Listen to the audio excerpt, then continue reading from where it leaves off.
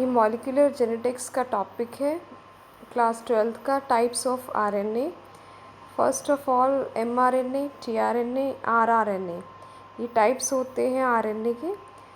तो एमआरएनए को हम मैसेंजर आरएनए कहते हैं, जो मैसेज कन्वे करने के लिए रिस्पॉन्सिबल होता है ड्यूरिंग द ट्रांसलेशन। टीआरएनए जो है वो ट्रांसफ़र आरएनए होता है, it act as adapter, adapter की तरह से ये काम करता है। ये इसका डायग्राम है और इसकी शेप जो होती है टीआरएनए की वो क्लोवर लीफ जैसी होती है, क्लोवर लीफ लाइक स्ट्रक्चर।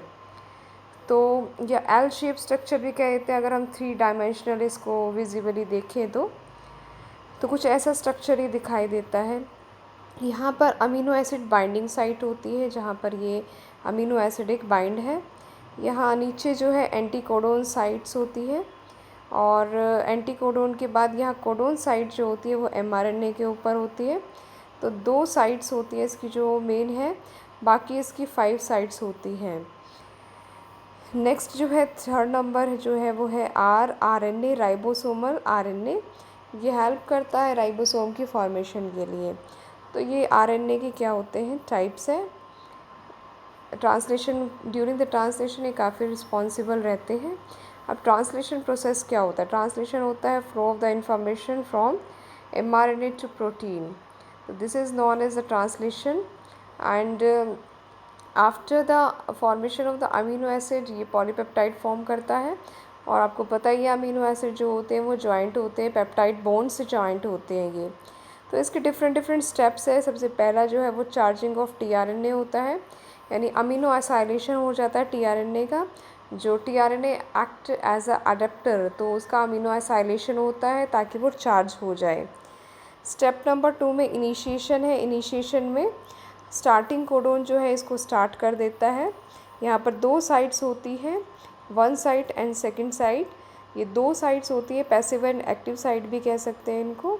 यहाँ पर पहले फर्स्ट साइट पे मिथोनिन स्टार्टिंग कोडोन जो है वो बाइंड करता है और उसके बाद वो जंप कर जाता है सेकंड साइट के ऊपर।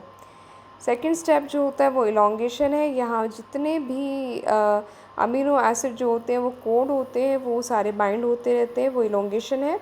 और ये जो अमीनो एसिड है वो बाइंड होते हैं पेप्टाइड बॉन्ड से, तो ये इलॉन्गेशन स्टेप है। लास्ट स्टेप के अंदर जो टर्मिनेशन स्टेप है उसमें कोई भी स्टॉप कोडोन जो है जैसे कि UAA, UGA या UAG, इनमें से बाइंड होता है और ये रिलीजिंग फैक्टर के थ्रू जो है यहाँ से रिलीज आउट हो जाता है। और पूरी जितनी भी हमारी मशीनरी है, एमआरएनए ये प्रेजेंट है और ऊपर जो है ये राइबोसोम, ये जो ड्रॉ किया हुआ ये राइबोसोम है। तो ये सब कुछ रिलीज़ हो जाता है और यहाँ पर आपको दिख रहा होगा ये टीआरएनए यहाँ पर बाइंड था ही।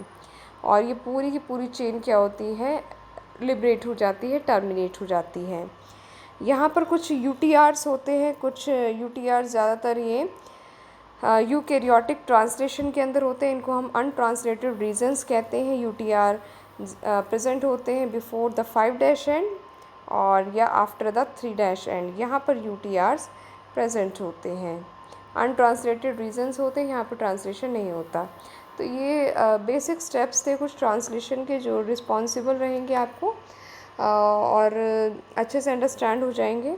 इसके बाद नेक्स्ट जो टॉपिक है वो अपना आता है regulation. Regulation of the gene expression, ये क्या है? ये लैकोपिरोन का कंसेप्ट है आपके सिलेबस में कि लैकोपिरोन क्या होता है। लैकोपिरोन का जो कंसेप्ट था वो दिया था जैकब एंड मोनोड ने। ये नेगेटिव रेगुलेशन को फॉलो करता है। नेगेटिव रेगुलेशन का मतलब होता है अगर लैक्टोज जो है एब्सेंट है then the regulation is there, but अगर प्रेजेंट है तो रेगुलेशन नहीं होती। और यहाँ पर जो है ये ट्रांसक्रिप्टिंग यूनिट दिखा रखी है, promoter, initiator and promoter ZYA and this is the operon gene. Z जो होता है वो कोड करता है बीटा गैलेक्टोसिडोज को, ये परमीएस को करता है, ये ट्रांस एसिटाइलेज को करता है। तो इन एब्सेंस और प्रेजेंस में इंड्यूसर अगर प्रेजेंट हो या एब्सेंट हो तो क्या क्या स्टेप्स होते हैं। फर्स्ट, जब ये एब्सेंट है तो रिप्रेसर एमआरएनए फॉर्म हो जाता है और यहाँ से रिप्रेसर प्रोटीन बाइंड बाइंड हो जाता है ये ऑपरेटर जो जीन होता है यहाँ पे, ओपेरोन जो जीन होता है यहाँ पर बाइंड हो जाता है, और ये तीनों जो होते हैं ZYA, ये तीनों क्या हो जाते हैं, स्टॉप डाउन हो जाते हैं, स्विच ऑफ हो जाते हैं, यानी रेगुलेशन इज़ देयर। बट अगर प्रेजेंस है इंड्यूसर, अगर लैक्टोज इज़ प्रेजेंट है, तो यहाँ पर स्विच ऑन कंडीशन रहती है, रिप्रेसर फॉर्म होता है, या इंड्यूसर है, इंड्यूसर रिप्रेसर के साथ यहाँ पर बाइंड करता है, और बाइंड करने के बाद it is unable to bind with the operator gene and the RNA polymerase is there। RNA polymerase यहाँ पर बाइंड हो जाता है, और ZYA ये तीनों क्या हो जाते हैं, स्विच ऑन हो जाते हैं, और लेग जो है फिर उसके बाद फॉर्म होता है mRNA देन प्रोटीन। वही transcription and translation process follow रहता है। तो ये पूरा स्टेप जो था वो था लेकोपेरोन का। होपफुली आपको समझ में आ गया होगा। In next video, we learn the fingerprinting and human genome project.